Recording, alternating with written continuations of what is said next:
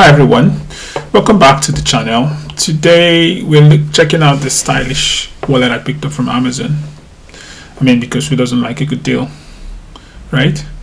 But the real question is it a bargain or a letdown? All right, let's find out.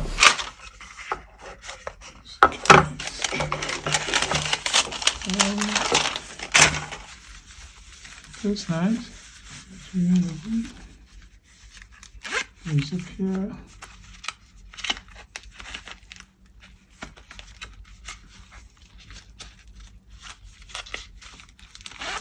Okay. We got that here. And then got this by stuck here. So my first impressions, it actually looks great. For £29 you're getting kind of real leather-ish. Sleek design and plenty of space for your cards. So it looks great. And that's it. Okay, it's magnetic here.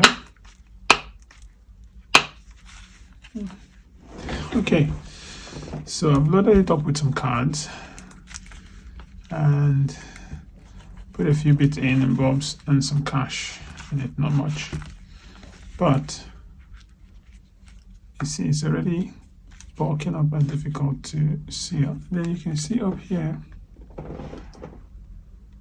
that you already have the glue. See? Look at that. The glue is already coming out. In fact, this is a new wallet and I already have the glue coming out. So which shows poor quality. Doesn't really look good in that sense because you can already see the glue here already coming out. I haven't stuck in a lot, just cards, some cash, and one card, some cash there, here, and I already have the glue coming off. See now, visible. I don't know how long that glue would hold this in place. And secondly, to try and push this out, see, it's a bit of a fuss. You can see my nail here. You can see it's quite a push. The functionality pretty solid. The card slots handy. The overall feel nice and premium.